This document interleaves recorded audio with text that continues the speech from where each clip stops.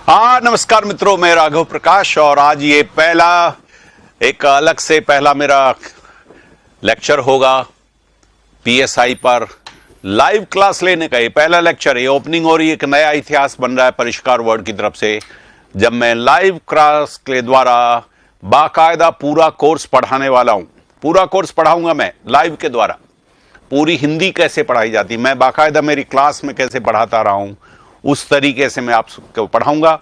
आप सबका बहुत अभिवादन। कल मुझे आना था, लेकिन कल अचानक मेरे बहुत घनिष्ठ अभिन्न मित्र, उनके पिता का देहांत हो गया जोधपुर में, और इसलिए मुझे अचानक जोधपुर में जाना पड़ा।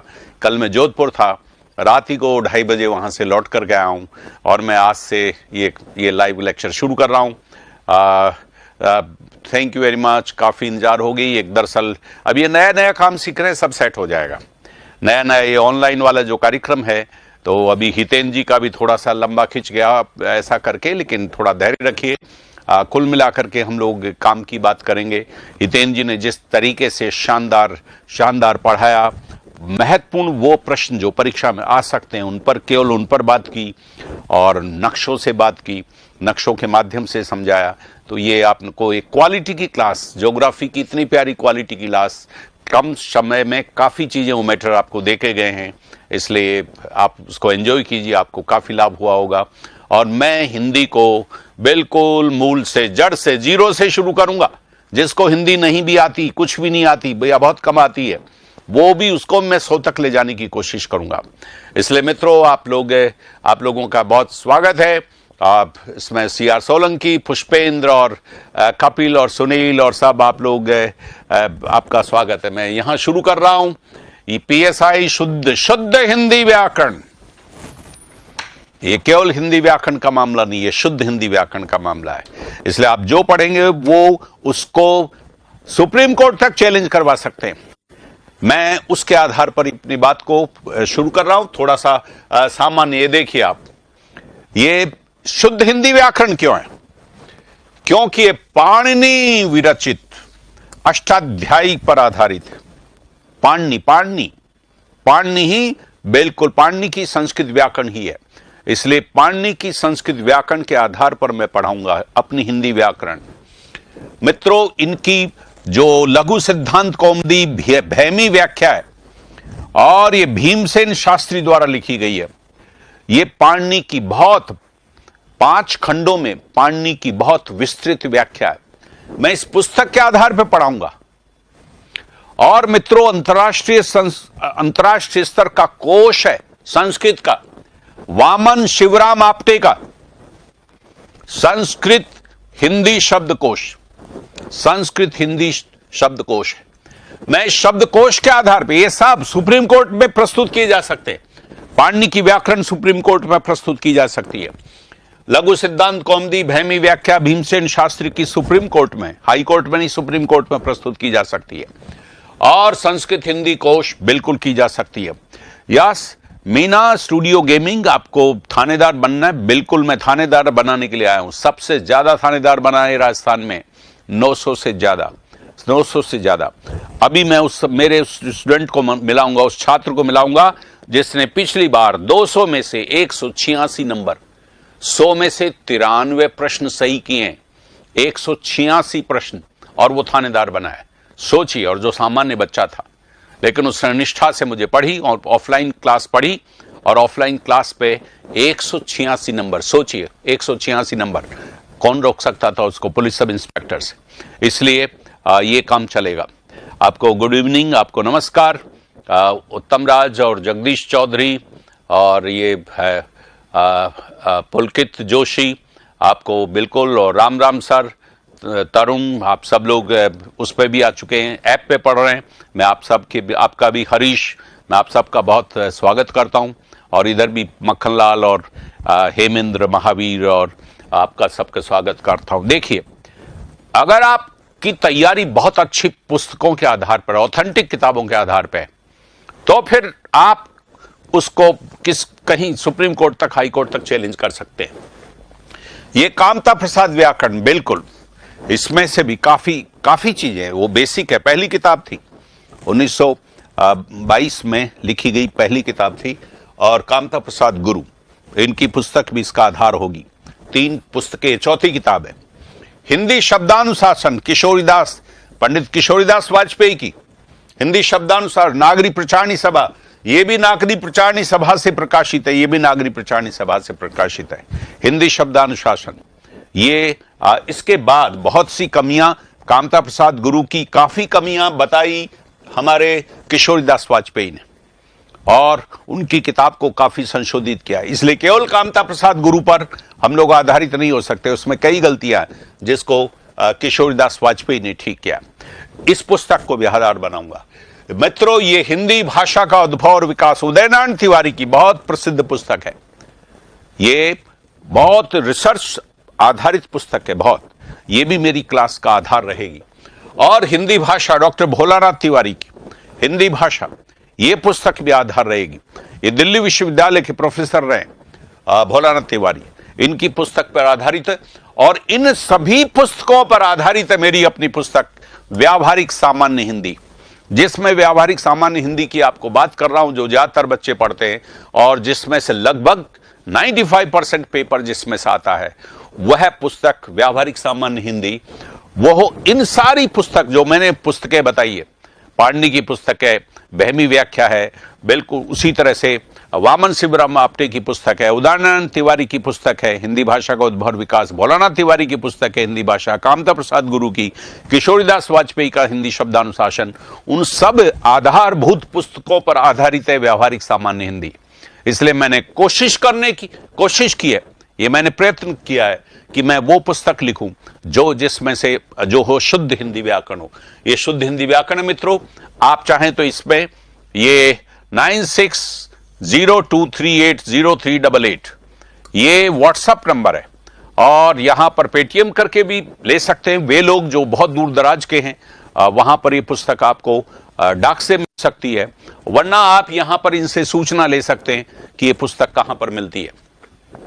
मित्रों, मैं अब बात शुरू कर रहा हूं हमारी हिंदी की और संधि की बात शुरू कर रहा हूं।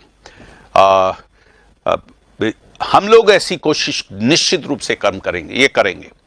दिनेश ने फीस कम कर दी, बहुत कम।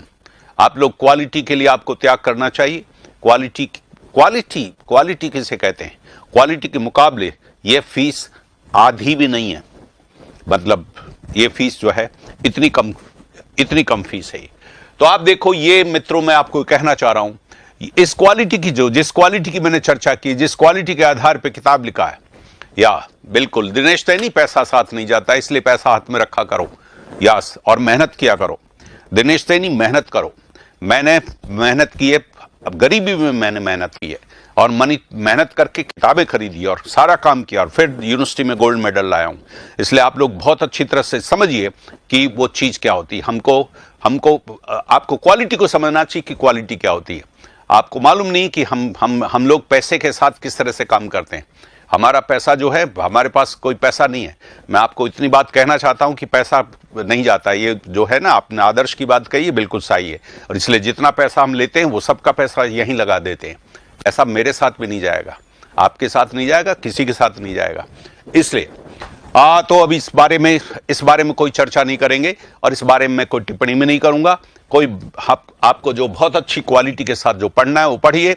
ये मैं आपके साथ अभी यूट्यूब पे भी हैं, आप लोग यूट्यूब पर इसको देखिएगा। अगर आपको पसंद है, आपको अच्छा लगता है, तो आप लोग रजिस्ट्रेशन करा लीजिए परिष्कार वर्ड ऐप पर।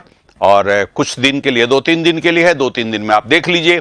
अगर आपको पसंद आ रहा है कि ये पढ़ाई अच्छी है तो आप पसंद कीजिए। अगर आपको लग रहा है कि नहीं है तो पढ़ाई नहीं अच्छी नहीं है, तो फिर आप जैसा भी चाहें निर्णय आप कर सकते हैं। देखो मित्रों, ये हमारा जो क्षेत्र है, ये जो लाल वाला आप लोग ज्योग्राफी में है, ये भाषा की ज्योग्राफी बता रहा हूं मैं आपको। ये जब आर्यों के बारे में कहा कि आर्य इधर से आए, खैबर बोलन के दर्रे से आए, बाहर से आए, ऐसा भी मानते हैं।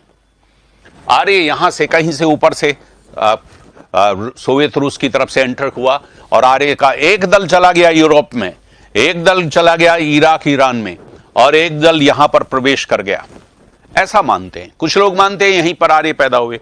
अब इस बात को छोड़े हम लोग। और जब यहां पर आर्य लोग यहां आते हैं तो ये संस्कृत, यहां से संस्कृत अफगानिस्तान से लेकर और आसाम तक, यहां तक संस्कृत बोली जाती थी। ये संस्कृत का क्षेत्र है जिसमें अफगानिस्तान का, पाकिस्तान था, और ये श्रीनगर, ये हिमाचल प्रदेश, ये सारे थे ही, और ये गुजरात वगैरह, महाराष्ट्र तक। ये जो नीचे का क्षेत्र है, जो कर्नाटक है, तेलंगाना है, आजकल आंध्र प्रदेश है, और ये तमिलनाडु और केरल है, ये जो हमारे 5 प्रदेश हैं, ये 5 प्रदेश जो है द्रविड़ भाषा, अलग परिवार है, ये द्रविड़ भाषा के परिवार के हैं। 5 प्रदेश वहां पर है। यहां ये संस्कृत की मूल भाषा नहीं है, यहां की भाषा संस्कृत नहीं थी।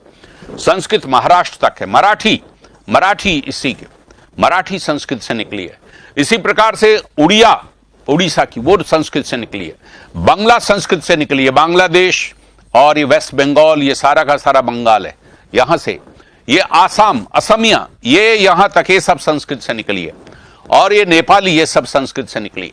तो आप सोचिए, ये सारा क्षेत्र ये संस्कृत का क्षेत्र था। इसमें हमारे बुजुर्ग लोग सब संस्कृत बोलते थे। और इस क्षेत्र में ये देखिए, संस्कृत हमारे यहां पर 2500 वर्ष पूर्व से, यानी ईसा के 500 वर्ष पूर्व, ईसा पूर्व 500 ईसा पूर्व से लेकर के, और ये 1500 ईसा पूर्व तक, यानी आज से 3500 वर्ष पूर्व तक, इस क्षेत्र में, जो क्षेत्र मैंने आपको बताया, यहां पर हमारे बुजुर्ग लोग संस्कृत बोलते थे। संस्कृत। उसके बाद देखो, इस संस्कृत से पाली आ गई, पाली भाषा 5। तो ये हमारे यहां पर हम लोग लगभग 1000 वर्ष तक हम लोग संस्कृत बोलते रहे। और संस्कृत से फिर पाली भाषा हमने बोलना शुरू किया। और आप देखिए, 2000 से लेकर 2000 वर्ष पूर्व तक, ये 2000 से 2000 वर्ष पूर्व तक का जो समय है, ये गौतम बुद्ध का समय है। ये गौतम बुद्ध का समय है, गौतम बुद्ध का समय है। ये अशोक का समय है। और इसीलिए गौतम बुद्ध ने जो उपदेश दिए, वो आम जनता की, गांव की भाषा में दिए, जो पाली बन चुकी थी, संस्कृत से बिगड़ करके पाली बन चुकी थी। गौतम बुद्ध ने पाली भाषा में उपदेश दिए, और उसको अशोक ने पाली भाषा में, ब्राह्मी लिपि और भाषा थी पाली, उसमें ये सारा काम किया। ये बातें मैं इसलिए कह रहा हूं, पुलिस सब इंस्पेक्टर की जो हिंदी आने वाली है, उसमें आपको जानना है कि ये तत्सम और तद्भव आएंगे।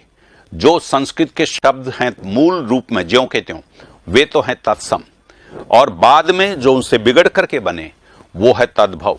उन तद्भव का संबंध पाली भाषा से। पाली भाषा 500 वर्ष तक बोलते रहे, और उसके बाद में 1500 से 2000 वर्ष पूर्व तक यहां पर यह प्राकृत भाषा बोली जाती रही। और उसके बाद में 1000 वर्ष से 1500 वर्ष पूर्व, आज से 1500, सब आज से है, सारे वर्ष आज से, यहां पर अपभ्रंश भाषा बोली जाती रही। और 1000 वर्ष से अब तक, 1000 वर्ष से अब तक हम लोग हिंदी भाषा बोल रहे हैं। तो आप देखिए, जो हिंदी की मां है, वो हिंदी की मां है अपभ्रंश। हिंदी की मां संस्कृत नहीं है मित्रों। हिंदी संस्कृत से नहीं निकली, हिंदी निकली अपभ्रंश से। और हिंदी की जो नानी है वो प्राकृत है। मां है अपभ्रंश, नानी है प्राकृत, पर नानी है पाली, और पर नानी है संस्कृत। इस प्रकार से भाषा का विकास हुआ। ये भाषा का विकास हम लोग इसमें अनेक तरह से शब्दों के माध्यम से पढ़ेंगे। ये देखिए हमारा हिंदी प्रदेश, ये देखिए किस मेहनत के साथ में ये नक्शे तैयार किए जाते हैं। और ये है संस्कृत का क्षेत्र, ये जो है ये संस्कृत का क्षेत्र है। और ये जो काली रेखा के भीतर है, ये हिंदी का क्षेत्र है। हमारी हिंदी भाषा 10 प्रदेशों में बोली जाती है, और अंडमान निकोबार द्वीप समूह वहां भी बोली जाती है। 10 देश से कौन से है? राजस्थान है आपका, इसके बाद में देखो ये हरियाणा है, ये दिल्ली है, 3, ये दिल्ली के बाद में, इसके बाद में ये हिमाचल प्रदेश, देखो ये यहां छोड़ दिया है, पंजाब में पंजाबी आ गई, पंजाब में पंजाबी हिंदी नहीं है, ये हिमाचल प्रदेश में हिंदी है, उत्तराखंड में हिंदी है, उत्तर प्रदेश में हिंदी है, ये बिहार है इसमें हिंदी है, झारखंड में हिंदी है, ये छत्तीसगढ़ में हिंदी है और मध्य प्रदेश में हिंदी है। ये मैंने 10 प्रदेशों के नाम लिए हैं। इन 10 प्रदेशों में हिंदी बोली जाती है और एक केंद्र शासित क्षेत्र है अंडमान निकोबार द्वीप, ये भी हिंदी का क्षेत्र है। ये भी आप सोचिए, इतनी दूर हिंदी, यहां पर बंगाल की खाड़ी में, यहां पर हिंदी कहां से आ गई? जब यहां पर ही हिंदी नहीं है, ये बंगला है, ये उड़िया है, फिर यहां हिंदी कैसे आ गई? काला पानी की सजा दी जाती थी और वहां पर सभी क्षेत्र के, भारत के सभी क्षेत्र से, तमिलनाडु से लोग भी यहां भेजे गए, आंध्रा से भेजे गए, कर्नाटक से भेजे गए, केरल से लोग भेजे गए और गुजरात से भेजे गए, महाराष्ट्र से मराठी बोलने वाले भेजे गए। सब क्षेत्रों से यहां पर काला पानी की सजा देने के लिए भेजे गए। अब ये बेचारे आपस में जो वहां थे, उनको वहीं पर छोड़ दिया गया, खुली जेलों में भी छोड़ दिया गया, कुछ को तो बिल्कुल कोठरियों में बंद रखा गया वहां भी, और कुछ को खुली जेलों में छोड़ दिया गया। वे आपस में क्या बात करते? एक पंजाबी मराठी से क्या बात करता? उस पंजाबी को टूटी फूटी हिंदी आती थी और उस मराठी को भी टूटी फूटी हिंदी आती थी, और इस प्रकार से वहां की हिंदी भाषा बन गई। इसलिए मित्रों, वर्षों तक ये लोग यहां रहे, काला पानी की सजा में पूरे देश से लोग वहां रहे और उन्होंने हिंदी बोली। इसलिए आपको पता होना चाहिए कि अंडमान और निकोबार द्वीप की भाषा, राजभाषा भी अब हिंदी है। तो 10 प्रदेशों की राजभाषा हिंदी है और इस हिंदी को हम पढ़ने जा रहे हैं, इस हिंदी की व्याकरण पढ़ने के लिए जा रहे हैं। मित्रों, ये हम लोग सबसे पहले जिस चैप्टर को पढ़ने जा रहे हैं वो है व्यावहारिक सामान्य हिंदी, और उसमें पेज 67 पर है।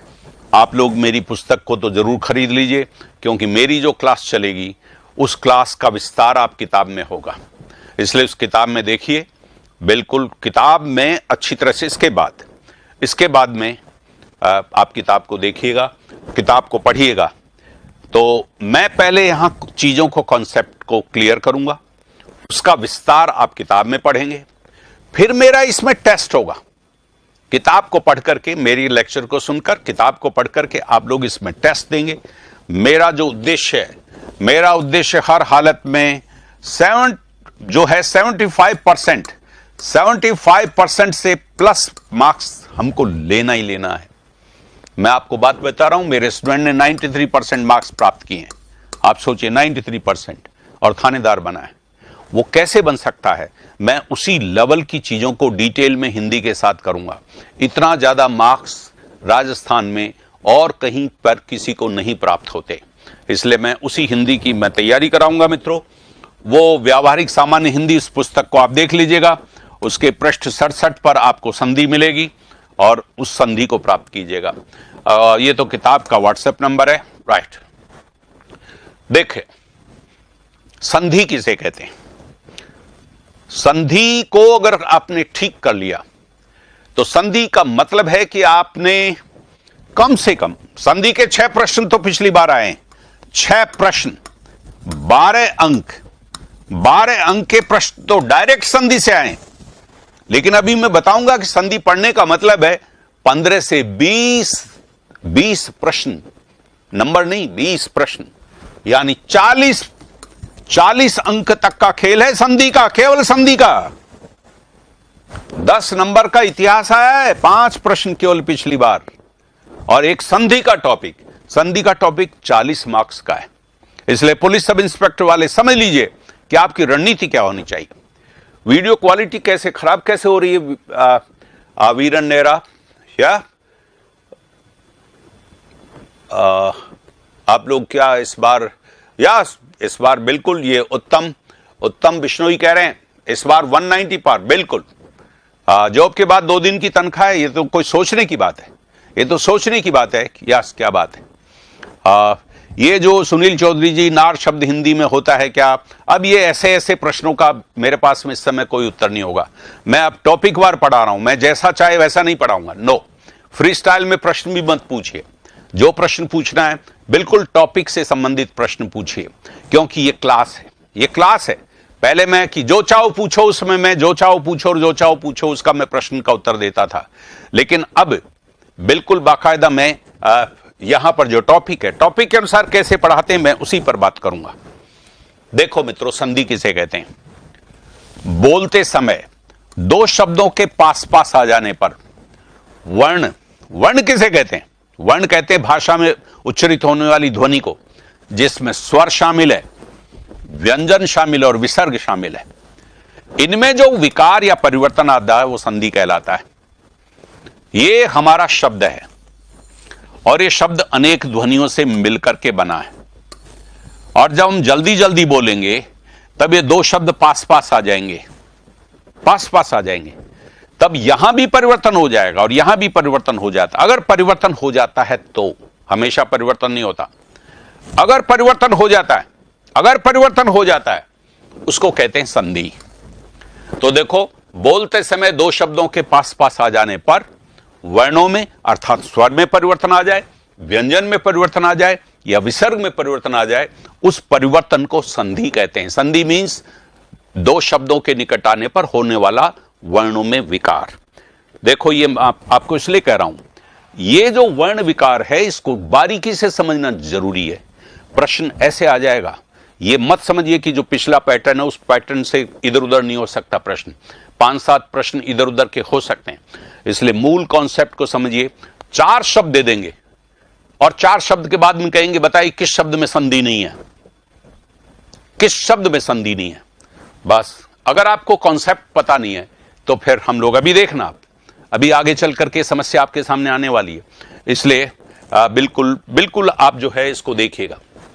देखिए, हम लोग, मैं बोलचाल, हमारी बोलचाल की भाषा उसको बोलता हूं। ये है 5-7 और इसको लिखने में लिखते हैं 5 और 7। और बोलने में क्या होता है, क्या बोलते हैं हम लोग? वहां 5-7 लड़के खड़े थे, क्या हम बोलते हैं 5-7 खड़े थे? नो, हम बोलते हैं वहां 5-7 खड़े थे। च को हम न में बोलते हैं कि वहां 5-7 लड़के खड़े थे। देखिए, हम खुद कर रहे हैं संधि, च के बाद से आ रहा है तो च को किस में बदल रहे हैं हम? न में बदल रहे हैं। ये च न में बदल रहा है, ये हो रही है संधि। और देखिए, ये 500 लिखा जाएगा ऐसे 500, और बोलेंगे क्या हम? 500 नहीं बोलते, क्या बोलते हैं हम बोलते हैं 500। हम 500 बोलते हैं, च बदल जाता न में, ये 500, ये हो रही है संधि। ये मैं अपनी हिंदी की संधि बता रहा हूं, हमारे गांव में जो बोल रहे हैं उसकी संधि बता रहा हूं। तो इसलिए संधि होती क्यों है? जब हम दो शब्दों को बोलते हैं तब अपनी सुविधा के कारण, मुख सुख के कारण, मुख सुख, इस मुख सुख, मुख की सुविधा, ये मुख सुविधा, इस मुख सुविधा के कारण हम लोग खुद ही परिवर्तन कर देते हैं। और ये देखिए परिवर्तन हो रहा ना, ये परिवर्तन हो रहा है। ये देखिए, बातचीत, ये है तय और च, और जल्दी में बोलते क्या बोलते? बातचीत। बातचीत नहीं बोलते, तय को क्या बना देते हैं? इस च को देख के इसको भी च बना देते हैं। बातचीत, बातचीत, बातचीत, तय तो बेचारा गायब ही हो गया। ये हो रही संधि, इसे संधि कहते हैं। या नोट्स भी प्रोवाइड करेंगे बिल्कुल। देखो, बाप बेटा, लेकिन नोट्स की बजाय मैं अभी आपको ये कहना चाह रहा हूं कि नोट्स तो है आपके काम के लिए है, लेकिन जो किताब है वो पूरा डिटेल है, इसलिए किताब आपके पास होनी चाहिए। किताब का कोई विकल्प नहीं है, इसलिए आप किताब को देखो। बाप बेटा को क्या बोलते हैं? दोनों बाप बेटे बैठे हैं, बाप बेटे, बाप बेटे, पै किस में बदल जाता है? बै में। बाप बेटे नहीं बोलते, बाप बेटा, बाप बेटा, पै बै में बदल गया। ये हो रही है संधि। और देखिए, डाक घर, यह है कै, और जल्दी में बोलते हैं क्या बोलते हैं? डाकघर, डाकघर, कै को गै में बोलते हैं। यह संधि है। हम खुद हमारे कैसे शब्दों में जब दो शब्दों को आपस में जल्दी जल्दी में बोलते हैं तब उसमें परिवर्तन ले आते हैं, और उस परिवर्तन को कहते हैं संधि। ये देखिए, रात दिन, रात दिन, और तय को दय बनाते हैं, क्या बना देते हैं? रात दिन, रात दिन, रात दिन, यही काम चलता है। रात दिन, तय को दय में बदल गया। ये देखिए, ये परिवर्तन हो रहा है। अब देखिए यहां पर हिंदी भाषा के अध्ययन में संस्कृत शब्दों की संधि क्यों पढ़ें, यह एक सवाल है। अरे पेपर तो हमारा हिंदी का और संधि हम संस्कृत की पढ़ेंगे, या ये पेपर संधि का ये वाला है। तो हिंदी वाक्य शादी के बाद तुम्हारा तो भाग्योदय हो गया, शादी के बाद तुम्हारा तो भाग्योदय हो गया। या प्रेमजात जी, जो बेसिक व्याकरण बदलती नहीं है, लेकिन जितनी व्याकरण बताई जा रही है उसको पक्का कर लेना, यह भी कम बात नहीं है। कितनी बार पढ़ोगे, कई बार पढ़ना पड़ेगा, तो इसलिए बहुत जोर। हालांकि इसमें अनेक प्रकार के परिवर्तन आएंगे जो आप महसूस करेंगे, लेकिन इसमें बेसिक जो चीज है, बेसिक चीज व्याकरण के नियम थोड़े बदलने वाले, वो तो रहेंगे ही। देखो शादी के बाद तो तुम्हारा भाग्योदय हो गया। अब देखो शादी और बाद और तुम्हारा, ये सब हिंदी के शब्द हैं, ये संस्कृत के शब्द नहीं है। लेकिन जो भाग्योदय है, ये भाग्योदय संस्कृत का शब्द था। संस्कृत में भी लोग भाग्योदय बोलते थे और आज भी हम लोग भाग्योदय बोलते हैं, या ये भी भाग्य। तो देखिए अब हुआ क्या, अगर इस भाग्योदय को समझना है तो फिर आपको संधि को समझना पड़ेगा। देखो एक शब्द है भाग्य और एक शब्द उदय। अब इन दोनों शब्दों को तो हम जानते हैं, तो फिर तीसरा भाग्योदय कोई नया शब्द आ गया क्या? तो हम कहेंगे भाई नया शब्द नहीं है, ये नया शब्द नहीं है, ये शब्द है, ये जो ओ बना है इस भाग्य में, ये में जो है, इस ये में जो है और उ में जो है, ए और उ मिलकर के क्या बन गया? ओ बन गया। ए और उ मिलकर के ओ बन गया। इस चीज को समझने के लिए हम संधि पढ़ते हैं कि भाग्योदय तीसरा शब्द है क्या? तीसरा शब्द नहीं है, ये बिल्कुल भाग्य और उदय का ही संधि वाला रूप है। इसलिए अगर संधि आती है तो हम समझ जाएंगे कि भाग्योदय भाग्य और उदय का ही संधि रूप है, इसलिए संधि पढ़ना जरूरी है। देखो अगर दो शब्द मिलें और उनमें परिवर्तन न हो, हर जगह परिवर्तन नहीं होता है दोस्तों, हर जगह परिवर्तन नहीं होता। कुछ ध्वनियों में, कुछ वर्णों में सुविधा होती है, उनमें बदल जाते हैं और कुछ नहीं बदलते, जैसे वैसे ही रहते। एक कमरे में दो लड़के रहते, अब दो में से दोनों की अलग अलग आदतें, कुछ तो आपस में एक दूसरे की आदतों को ले लेते हैं। कोई जल्दी उठता है, कोई देर से उठता है। हो सकता है जल्दी उठने वाला देर से उठने लग जाए, देर से उठने वाला जल्दी उठने लग जाए। या दो लड़के ऐसे हैं कि भैया तू तेरे जल्दी उठ और मैं मेरे देर से उठूंगा, न मैं तुझे बदलूंगा न तू मुझे बदलेगा। ये स्थिति संयोग है, ये संधि नहीं है। देखो एक शब्द है माता और एक है पिता, दो शब्द आपस में आएंगे, इनकी ध्वनियों में कोई परिवर्तन नहीं होगा। माता पिता ही रहेंगे, माता पिता ही रहेंगे। और ये देखिए रात और दिन, ये सब संयोग है, संधि नहीं है। इसलिए दो शब्द आ जाने से संधि नहीं हो जाती। संधि कुछ ध्वनियों में परिवर्तन हो जाने से संधि होगी। ऐसे देखो रात दिन, ऐसे वनपाल, आजकल वनपाल की नौकरी निकली हुई है। वन और पाल कितना भी जल्दी बोलो, वन का वन होगा और पाल का पाल होगा, वनपाल। इसलिए यह भी संयोग है। आप देखो जब अगर दो शब्द मिले और आपस में परिवर्तन नहीं होगा उसको कहते हैं संयोग। और अगर दो शब्द आपस में मिले, ये भाग्य का ए मिला और इसका ऊ मिला और ए और ऊ मिलकर के ओ हो गया, इसे कहेंगे संधि। तो देखो संधि और संयोग, इसकी ये आगे चल करके प्रश्न आने वाला है, इसलिए आप इसको अच्छी तरह से समझिए, बहुत ध्यान से इसको देखिएगा।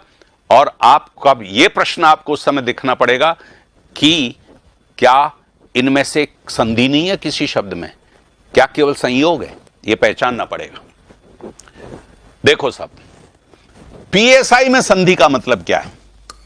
पीएसआई में संधि का मतलब है कम से कम 15 प्रश्न। 30 अंक है, अरे 30 अंक।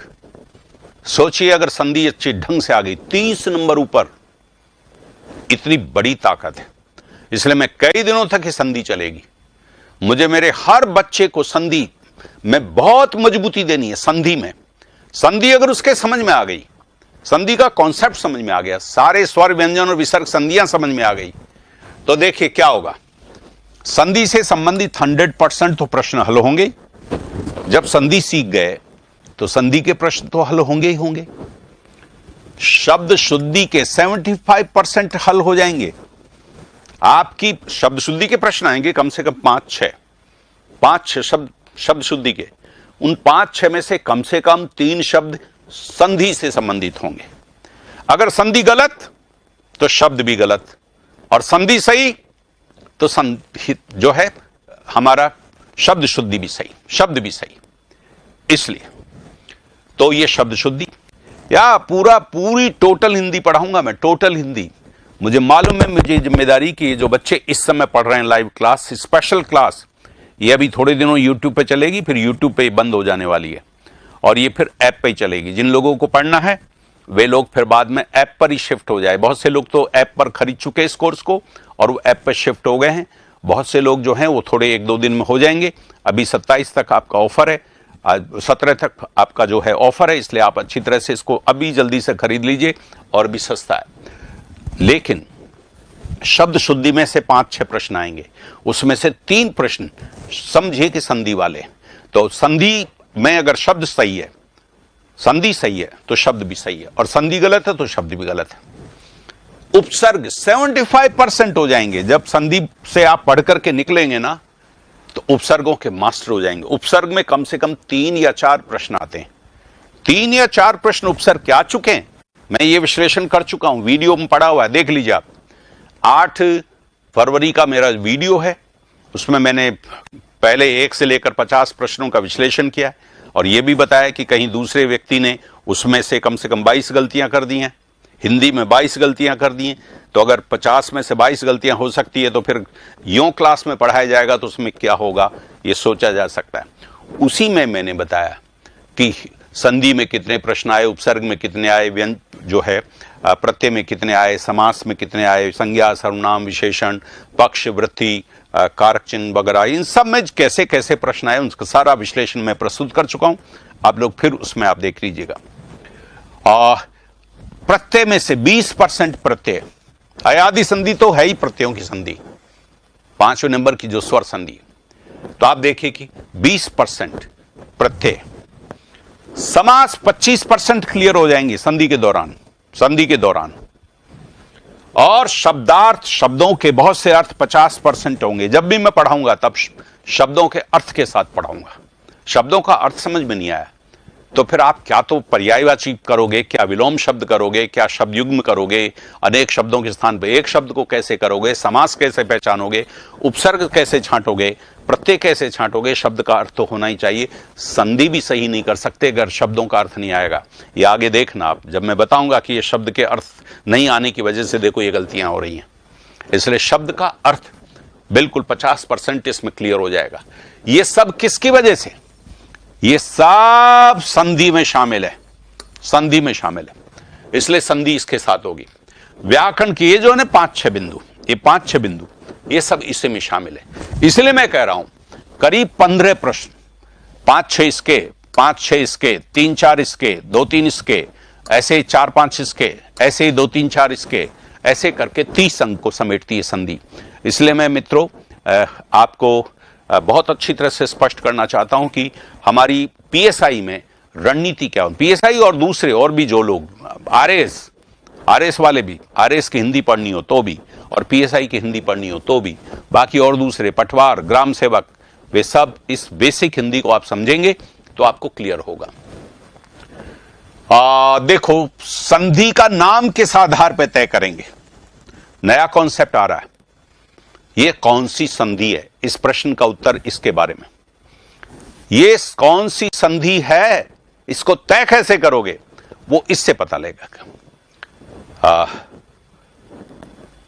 याद करने के लिए बिल्कुल मैं दूंगा, बिल्कुल हरीश। इसके बाद में आपको क्या पढ़ना है, सारे लेक्चर, जब मेरा लेक्चर खत्म होगा या गोमिंग राजस्थान, आप मेरे आदर्श हैं तो आप मेरे आदर्श विद्यार्थी भी हैं। ये तो पारस्परिक है। शिक्षक के लिए आदर्श विद्यार्थी होता है और विद्यार्थी के लिए भी पसंद के शिक्षक होते हैं। अब देखो संधि के नाम, ये संधि कौन सी है, इस प्रश्न का उत्तर देने के कॉन्सेप्ट पे आ रहा हूं मैं आपको। देखो, अगर स्वर और स्वर के बीच संधि होगी तो स्वर बदलेगा। चाहे ये बदले, चाहे ये बदले, चाहे दोनों बदले, बदलेगा स्वर। इसलिए वो संधि क्या कहलाएगी? स्वर संधि। जिस वर्ण में परिवर्तन हो उसके आधार पर संधि का नाम है। अगर स्वर में परिवर्तन हो रहा है तो फिर वो स्वर संधि होगी। देखिए कैसे, ये शत है, शत का मतलब होता है 100, 100 से ज्यादा, शत अधिक। इस तय में ध्यान रखिए, तय में, ये तय में व्यंजन है तय और इसमें स्वर है ए की कोई मात्रा नहीं होती। इस छोटी सी बात से भी हम गलती करते हैं। इसलिए मित्रों, मैं बिल्कुल 0 से शुरू करूंगा और 100 तक ले जाऊंगा। 0 से शुरू करके 100 तक चलेंगे। मैं इतनी सी छोटी बात बता रहा हूं मैं आपको कि इस तय में ए है, ए स्वर है। अधिक में तो ए स्वर दिख ही रहा है। अब यहां ए और यहां है, और ये ए क्या बन गया? आ बन गया, शताधिक हो गया। आ परिवर्तन किस में हुआ? स्वर में हुआ। यहां भी स्वर है और यहां भी स्वर है, इसलिए संधि कौन सी हो गई है? स्वर संधि। अब देखिए आप, स्वर संधि बहुत आसान है, समझना बहुत आसान है। देखिए, व्यंजन और स्वर, ये व्यंजन और स्वर संधि व्यंजन स्वर संधि कहलाती, क्योंकि अगर ये दोनों आपस में मिलेंगे, स्वर में परिवर्तन नहीं होगा, व्यंजन में परिवर्तन होगा। जैसे देखिए, एक शब्द वाक, वाक कहते हैं वाणी को, भाषा को। अब देखिए शब्दों का अर्थ समझते चलिए। वाक यानी वाणी या भाषा, वाक वाणी या भाषा। ये वाक है और ये ईश है। या ये जो क क्या है? ये व्यंजन है, और ये ई क्या है? ये स्वर है। अब देखिए ये संधि कैसे हुई है, ये तो आगे पढ़ेंगे हम, तसल्ली से खूब पढ़ेंगे, बहुत अच्छी तरह से पढ़ेंगे। लेकिन यहां ये समझिए कि क के बाद ई आ रहा है, क है व्यंजन, और बदल किस में रहा? कौन बदल रहा है? क बदल रहा है। ई में परिवर्तन नहीं हो रहा, ई तो ये रही ज्यों की त्यों। स्वर में परिवर्तन नहीं होता। अगर व्यंजन के बाद स्वर आता है तो स्वर में परिवर्तन नहीं होता, परिवर्तन इस व्यंजन में होता है। इसलिए इसको, अगर ये विकल्प आ जाए कि वागीश में बताइए क्या व्यंजन स्वर संधि है? क्या व्यंजन स्वर संधि है क्या? नो। हालांकि भाग ले रहा है व्यंजन और भाग ले रहा है स्वर। भाग लेने के आधार पर संधि का नामकरण नहीं होता। संधि का नामकरण इस आधार पर होता है कि बदल कौन रहा है, और बदल कौन रहा है? कै बदल रहा है और गै में चेंज हो रहा है। इसलिए परिवर्तन हो रहा है व्यंजन में, स्वर में नहीं हो रहा। इसलिए संधि कौन सी है? इस व्यंजन संधि। अगर व्यंजन के बाद स्वर हो तो परिवर्तन व्यंजन में होगा, इसलिए व्यंजन संधि कहलाएगी। आगे देखिए, यह है वाकदान। इधर भी व्यंजन और इधर भी व्यंजन, यहां भी व्यंजन। कह के देखो, हल लगा हुआ है। हल लगाने का मतलब है कि इसमें स्वर नहीं है। और इधर भी व्यंजन है, दोनों ही जगह व्यंजन है। ये भी व्यंजन और ये भी व्यंजन, और इसमें केवल ये पहला वाला व्यंजन बदला है। कै किस में बदल गया? आधे गै में। आधा कै आधे गै में। दान में दै तो दै ही है, लेकिन कै में परिवर्तन हो गया ना। कै क्या है? व्यंजन। ये भी व्यंजन संधि है। इसका मतलब चाहे इधर व्यंजन हो और इधर व्यंजन हो, ये व्यंजन में परिवर्तन हो रहा है, और चाहे इधर व्यंजन हो और इधर स्वर हो, परिवर्तन इस व्यंजन में हो रहा है, इसलिए व्यंजन संधि है। यानी जो बदल रहा है उसके आधार पर व्यंजन संधि है। अब देखिए विसर्ग। देखिए विसर्ग संधि कहां होगी? जहां विसर्ग विसर्ग नहीं रहेगा, विसर्ग में परिवर्तन हो जाएगा। देखो, यह है मन है और अभिलाषा। अब ये क्या बन गया? मनो बन गया। विसर्ग किस में चेंज हो गया? ओ में चेंज हो गया। हालांकि यहां पर संस्कृत में इस ए के स्थान पर ऐसे भी आ जाता है, मनोभिलाषा। लेकिन उसको छोड़िए, हिंदी की दृष्टि से अभी इतना सा समझ लीजिए फिलहाल कि विसर्ग किस में बदल गया? ओ में। और यहां विसर्ग नहीं रहा, विसर्ग ओ में बदल गया और विसर्ग नहीं रहा। तो ये है। अभी सर ये गए कहां से आया? ये हम जब व्यंजन संधि पढ़ेंगे ना, तब इसमें आपको बताऊंगा। मैं भी सिर्फ इतनी से कॉन्सेप्ट कर रहा हूं कि देखो कै गै में बदल गया। कैसे बदला ये आगे बताएंगे, व्यंजन संधि पढ़ाएंगे तब। अभी तो शुरुआत कर रहे हैं हम लोग, लेकिन इतना बता रहे हैं कि व्यंजन में परिवर्तन हो रहा है, इसलिए व्यंजन संधि। अब देखिए विसर्ग व्यंजन। यहां पर मन है योग, ये विसर्ग रहा और ये व्यंजन रहा। ये व्यंजन, ये तो है विसर्ग और ये है व्यंजन। और परिवर्तन किस में हुआ? ये विसर्ग किस में बदल गया? ओ में। लेकिन बदला है, भले स्वर में बदल गया हो, लेकिन बदला है विसर्ग, इसलिए यह है संधि विसर्ग। इसका मतलब क्या हुआ? इसका मतलब देखिए, जिस वर्ण में परिवर्तन हो उसके आधार पर संधि का नाम होता है। अगर स्वर में परिवर्तन हो जाए तो है स्वर संधि, अगर व्यंजन में परिवर्तन हो जाए वह है व्यंजन संधि, और ऐसे ही व्यंजन व्यंजन में, यहां भी व्यंजन में संधि, और अगर विसर्ग में परिवर्तन हो जाए तो यह है विसर्ग संधि। इसलिए मित्रों, संस्कृत में 3 प्रकार की संधियां हैं, स्वर संधि, व्यंजन संधि, विसर्ग संधि। पहचानेंगे कैसे? परिवर्तन किस में हुआ है। इसलिए मेरी क्लास जो है रोज 7 बजे हुआ करेगी। 7 से 8 मेरी क्लास होगी, 6 से 7 हमारी क्लास चलेगी। अभी हितेन जी पढ़ा रहे हैं, ज्योग्राफी है, ज्योग्राफी पढ़ाने के बाद में फिर और कोई दूसरा सब्जेक्ट शुरू हुआ, लेकिन मेरी क्लास 7 बजे से होगी। अगर आगे चल करके कोई परिवर्तन हुआ तो फिर उसकी आपको सूचना दे देंगे।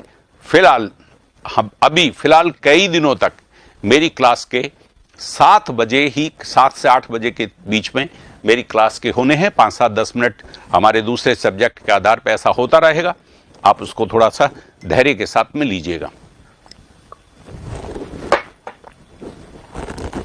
अब देखिए क्या,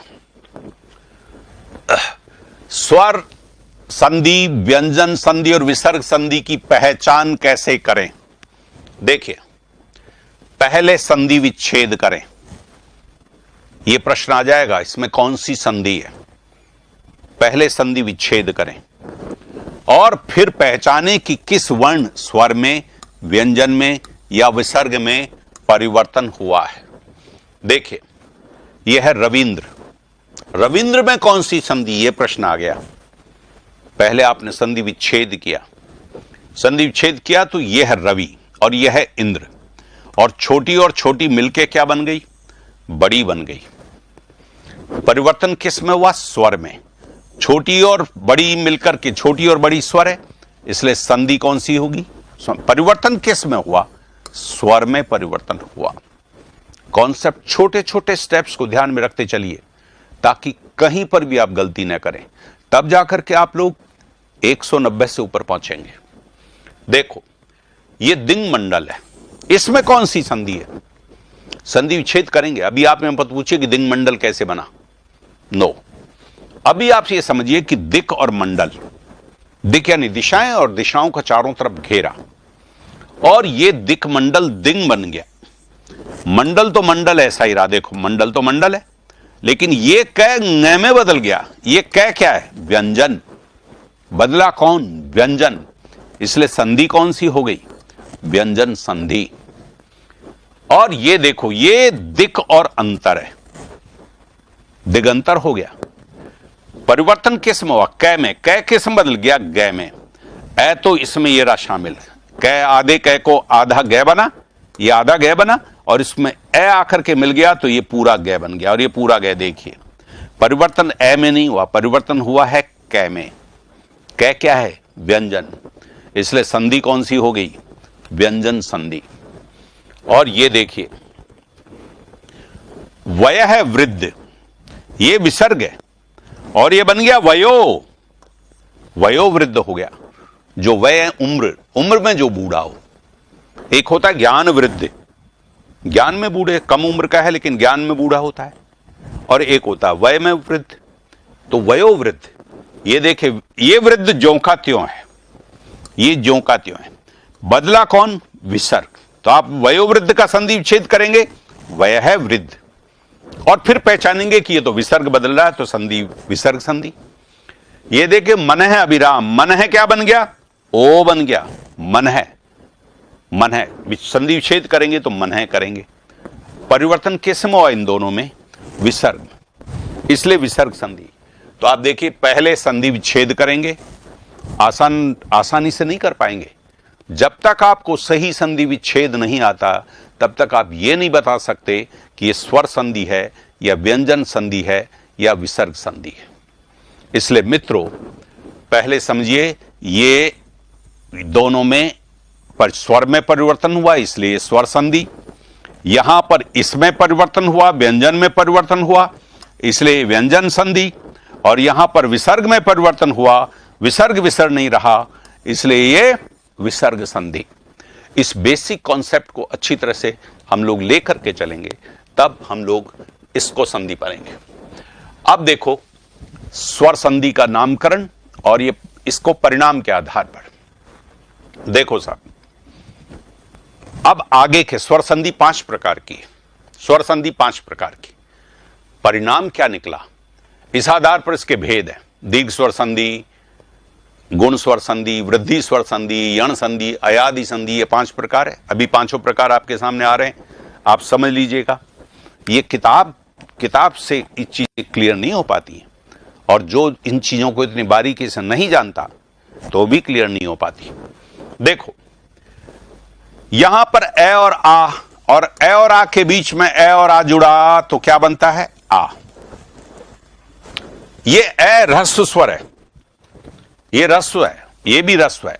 अगर ए और ए भी जुड़ेंगे तो भी क्या बनेगा? आ ही जुड़ेगा। परिणाम क्या निकला? आ। और आ क्या है? दीर्घ स्वर। इस संधि का नाम क्या है? हम लोग दीर्घ संधि कह देते हैं शॉर्ट में। नो, दीर्घ स्वर संधि, ये दीर्घ स्वर संधि है। अब देखिए यहां पर ई और ई के बाद ई और ई आया, परिणाम क्या निकला? ई, ये दीर्घ स्वर संधि। भले छोटी और बड़ी हो, छोटी और छोटी भी क्या बन जाएगी? बड़ी बनेगी। तो ये फिर भी इसका नाम ह्रस्व संधि नहीं है, भले भाग ले रहे ह्रस्व स्वर। यह है ह्रस्व। ह्रस्व का मतलब है छोटा, ह्रस्व का मतलब है छोटा, और दीर्घ का मतलब है बड़ा, जिसमें ज्यादा समय लगे। दीर्घ का मतलब है अधिक समय लगने वाला, और ये कम समय लगने वाला। ये ह्रस्व और ह्रस्व भाग ले रहे हैं छोटे स्वर, लेकिन इसका नाम ह्रस्व संधि नहीं है। क्यों? परिणाम क्या निकला? परिणाम निकला दीर्घ। इसलिए परिणाम के आधार पर आगे स्वर संधि के नामकरण है। ये देखिए, ये छोटा और छोटा बड़ा निकला। अब ये तीनों के तीनों स्वर क्या हैं? दीर्घ स्वर हैं, इसलिए संधि का नाम क्या है? दीर्घ स्वर संधि। आगे देखिए, यही तो मित्रों जो मजा है पीपीटी का, मजा ही है। पीपीटी में आपका समय बर्बाद नहीं होता और हमारा भी समय बर्बाद नहीं होता। हमारी मेहनत पहले ही हम लोग कर लेते हैं और फिर ये चीजें आपके सामने आती तो आपके दिमाग में आसानी से अच्छी तरह से उतर जाती। देखो, आ के बाद अगर ई आए तो बनता है ए, और आ के बाद में ऊ आए तो बनता है ओ। ये सब परिणाम डिटेल संधि में बताऊंगा बाद में। मैं सिर्फ बता रहा हूं संधि का नामकरण कैसे होता है, वरना इस पर काफी लंबी चौड़ी संधि चलेगी, इस पर विस्तार से बताऊंगा, कुछ भी नहीं छूटेगा। इसमें से संधि आई है अभी 2000 पीएसआई 2018 में इसमें से संधि आई है, वहीं से संधि शुरू करूंगा, वहां से मैं बात बताऊंगा। अभी सिर्फ ये बात बता रहा हूं कि संधि का नाम कैसे पड़ा। संस्कृत व्याकरण में आ के बाद ई आए तो क्या बनता है? ए। आ के बाद में ऊ आए तो क्या बनता है? ओ। और ए और ओ को क्या बोलते हैं? गुण स्वर। इसलिए संधि का नाम क्या है? गुण स्वर संधि। परिणाम निकला ए और ओ, और को तो छोड़ दीजिए, गुण स्वर संधि। या आप देखिए, ये वृद्धि स्वर संधि, वृद्धि स्वर संधि। ये देखिए, आ के बाद में ए आए तो क्या बनता है? आई। और आ के बाद ओ आए तो क्या बनता है? औ। ये आई और औ क्या कहलाते हैं? वृद्धि स्वर। और इस संधि का नाम क्या है? वृद्धि स्वर संधि। मजा आ रहा है? यानी संधि जो परिणाम निकलेगा उसी के आधार पर संधि का नामकरण, क्योंकि नामकरण को लेकर के पहचान का प्रश्न आ सकता है। 4 विकल्प दे देंगे, कहेंगे कौन सी संधि है, ये गुण स्वर संधि है कि वृद्धि स्वर संधि है या दीर्घ स्वर संधि है, ये प्रश्न आ सकता है। इधर देखिए आप, ये ई बदलता है ये में, आगे बताऊंगा मैं, और ऊ बदलेगा वे में, और री बदलेगा रे में, और एक संस्कृत में वैदिक संस्कृत का स्वर था री, और री बदलता था लय में। इसके तो हिंदी में संधि चलती नहीं, इसलिए इसको पढ़ेंगे भी नहीं। लेकिन इसका परिणाम होता था येरलेवे, और येरलेवे को कहते हैं संस्कृत व्याकरण में यण। यण मीन्स येरलेवे। ये सब कोड्स है संस्कृत व्याकरण में, पाणिनि महाराज ने इनके कोड बना दिए। येरलेवे मीन्स यण। जिस संधि का परिणाम यण होता हो, येरलेवे होता हो, वो संधि कौन सी हो गई? यण संधि। बस लास्ट में आज मैं यहीं पर अभी समापन करने जा रहा हूं। ये देखिए, अयादि संधि, अय आदि संधि। अय जिस संधि का परिणाम, देखो ए, अगर इसके बाद असमान स्वर आए तो ए बदलता है में, आई बदलता है में, ओ बदलता औ में, और औ बदलता आव में। जिस संधि का परिणाम अय आदि होता हो, यह है आदि, ये आदि है। आदि मीन्स एटसेट्रा, एटसेट्रा होता है ना, और। अब ये अय और आदि मिलकर के क्या बन गया? ये और आ मिलकर क्या बना? या बन गया, और इस संधि का नाम हो गया अयादि संधि। अर्थात जिस संधि का परिणाम अय आय आव आव बनता हो, उसको कहते हैं अयादि संधि। तो देखो, ये 5 प्रकार के हमारे 5 प्रकार के नाम थे। देखो, अगर आ ई उ दीर्घ स्वर बनता हो तो संधि दीर्घ स्वर संधि, और इसी प्रकार से ए और ओ गुण स्वर बनता हो तो गुण स्वर संधि। इसके बाद में अगर आई और औ वृद्धि स्वर बनता हो तो वृद्धि स्वर संधि। और इसके बाद में येरलेवे, ये येरलेवे को यण कहते हैं। अगर येरलेवे यण बनता हो तो यण संधि, और हमारी अय और आदि बनता हो तो यह है अयादि संधि। मित्रों, ये अयादि संधि हमारी है। इस प्रकार से हमारी 5 प्रकार की संधि का नामकरण है। अब हम लोग कल हम लोग आगे का इसमें काम शुरू करेंगे। मैं अभी विदा लेता हूं। ये मेरी संधि की जो क्लास है वो बहुत धीमी चलेगी मित्रों। ये इसमें समय, ये लाइव क्लास है। लाइव क्लास में सामने बैठा है और उसी समय उसको धीरे धीरे चीजें समझ में आनी चाहिए। रिकॉर्डेड क्लास में तो आप उसको फिर दोबारा रिकॉर्ड करके फिर आप कर लेंगे। हालांकि इसमें भी सुविधा रहेगी आपको, लेकिन फिर भी लाइव क्लास की गति धीमी होगी और धीरे धीरे इतना पक्का इसमें होना होगा। और पुलिस सब इंस्पेक्टर में मैं कोई भी कसर नहीं छोड़ना चाहता, क्योंकि पुलिस सब इंस्पेक्टर हिंदी पर निर्भर है। जिसकी हिंदी में अच्छे मार्क्स आ गए उसके बिल्कुल 2 स्टार लग गए। और हिंदी को, बहुत से बच्चों की हिंदी कमजोर है, हिंदी व्याकरण उन्होंने ढंग से उनको न पढ़ाई गई न उन्होंने पढ़ी है। इसलिए उन बच्चों को मैं बिल्कुल शुरू से हिंदी व्याकरण के हर छोटी छोटी चीज को बिल्कुल अच्छी तरह से मैं पढ़ाना चाहता हूं। इसलिए हिंदी व्याकरण की मेरे ऊपर बहुत जिम्मेदारी है। मेरे बच्चे मुझसे पढ़ें और हिंदी में बहुत अच्छे मार्क्स न लाएं, फिर मेरे पढ़ाने का कोई औचित्य नहीं है। इसलिए मैं बहुत धीरे धीरे अच्छी तरह से हर कॉन्सेप्ट को क्लियर करते हुए इसको करूंगा। अभी मैंने दीर्घ स्वर संधि, पहली संधि भी शुरू नहीं किया। कल मैं और इस पर कॉन्सेप्चुअल बात करके कल मैं दीर्घ स्वर संधि शुरू करूंगा। अभी कई दिन तक संधि चलेगी, क्योंकि मैंने पहले बता दिया कम से कम 30 प्रश्न जिसमें पूरी राजनीति आ जाए, पूरी अर्थव्यवस्था आ जाए और उसमें भूगोल आ जाए। 30 प्रश्न वो केवल संधि पर निर्भर है। मैं इस संधि को आपको ये जल्दबाजी में नहीं करा सकता, मैं धीरे धीरे करूंगा। और मैं इसके बारे में एक सूचना आपको पहले से मालूम है, और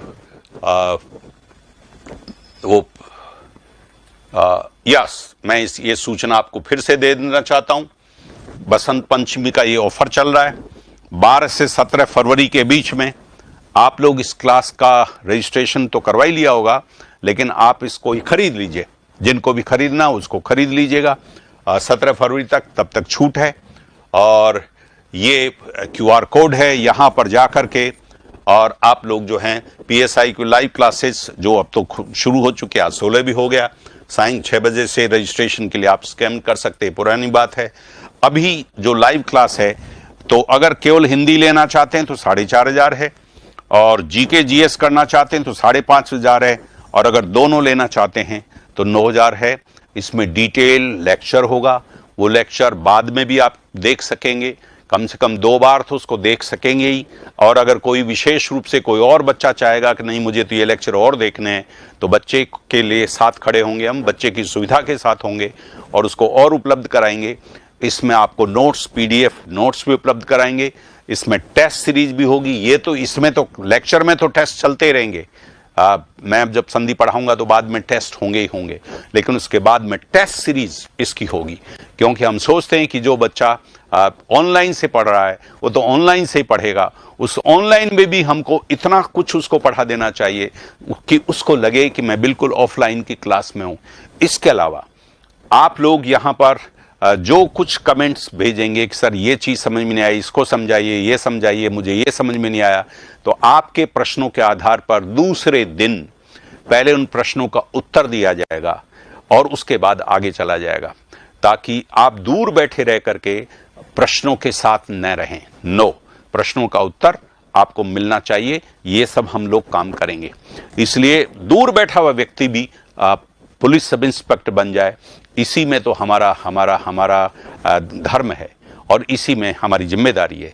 उस जिम्मेदारी को हम लोग निभाएंगे। आज मेरी पहली क्लास थी, मैंने अत्यंत बेसिक चीजें हैं। फिर से दोबारा इस वीडियो को आपको देखना चाहिए। दोबारा देखिए, इसको अच्छी तरह से देखिए और फिर देखिए चीजें क्या है। आपके दिमाग में जो कुछ यहां बताया जा रहा है वो अच्छी तरह से आपको समझ में आना चाहिए।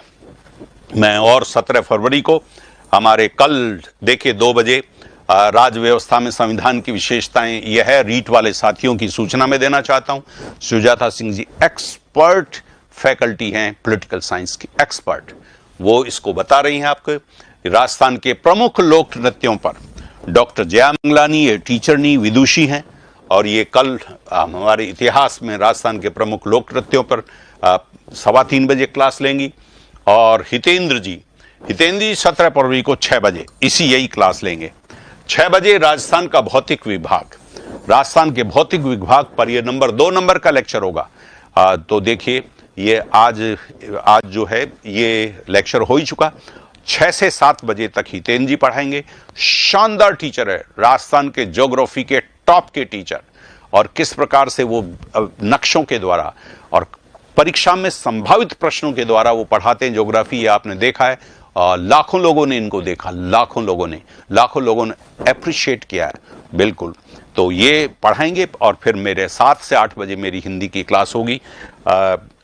उसके बाद में हिंदी मेरी हिंदी ये चलती रहेगी, संधि ये भी कई दिन चलेगी। कल मेरा दूसरा लेक्चर होगा, एक लेक्चर मेरा हो चुका। बस मित्रों, थैंक यू वेरी मच। ये मैं आगे कल शुरू करूंगा। कल तक के लिए मैं आपसे आज्ञा चाहता हूं। नमस्कार। आपको जो कोई दिक्कत हो उसको पूछिएगा, कोई संकोच न करें। आपके प्रश्न का उत्तर देना मेरा दायित्व है। नमस्कार।